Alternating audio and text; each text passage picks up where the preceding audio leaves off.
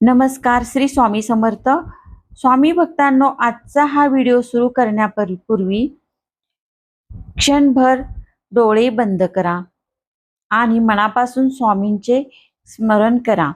कारण आज मी तुम्हाला स्वामी समर्थांच्या जीवनातील असा प्रसंग सांगणार आहे जो फक्त चमत्काराची कथा नाही, तर श्रद्धा आणि सेवा गुरुभक्तीची एक अमूल्य संदेश आहे. ही कथा शेवटपर्यंत नक्की ऐका, कारण शेवटी स्वामींचा असा संदेश आहे जो कदाचित तुमच्या जीवनाला नवी दिशा देऊ शकतो. श्री स्वामी समर्थ. कथेला आपण सुरुवात करूया. अक्कलकोटमध्ये स्वामी समर्थांचा मुक्काम असताना दररोज हजारो भक्त त्यांच्या दर्शनासाठी येत. श्रीमंत, गरीब, अधिकारी, शेतकरी, स्त्रिया, मुले प्रत्येक जण आपल्या समस्या घेऊन स्वामींच्या चरणी येत. एकदा एका गरीब आणि विधवा स्त्रीने स्वामींच्या दर्शनाला येण्याचा निश्चय केला.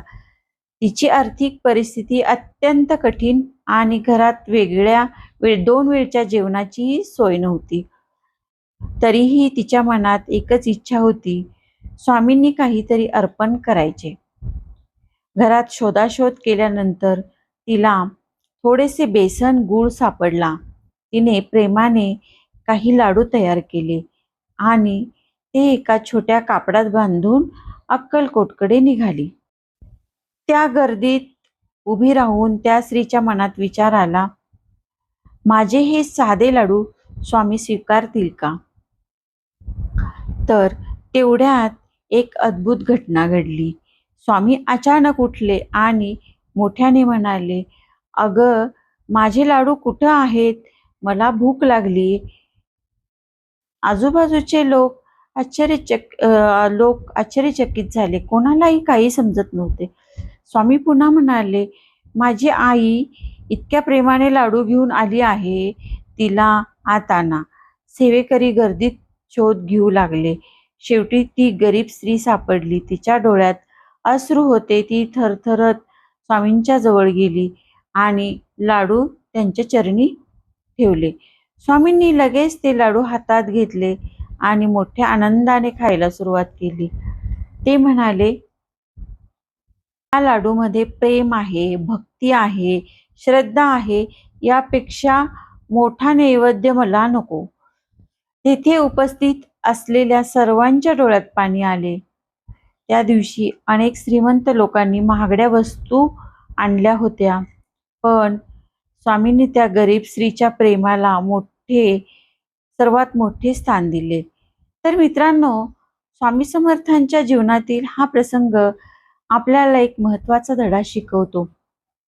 तो म्हणजे त्यांना आपल्या मनातील प्रेम, श्रद्धा, विश्वास हवा असतो. आपण किती मोठे दान दिले यापेक्षा आपण किती शुद्ध मनाने दिले हे महत्त्वाचे असते. आज अनेक जण जीवनात अडचणीमुळे खचून जातात. त्यांना वाटते की आपल्याकडे काहीच नाही, पण स्वामी सांगतात, तुझ्याकडे श्रद्धा असेल तर तुझ्याकडे सर्व काही आहे. म्हणूनच कोणत्याही परिस्थितीत नामस्मरण सोडू नको. श्रद्धा जप, सेवा कर आणि स्वामींवर पूर्ण विश्वास ठेव. कारण स्वामी कधीच आपल्या भक्ताचा हात सोडत नाहीत. मित्रांनो, जर तुमचा स्वामी समर्थावर विश्वास असेल तर कमेंटमध्ये एकदा तरी मनापासून लिहा, श्री स्वामी समर्थ.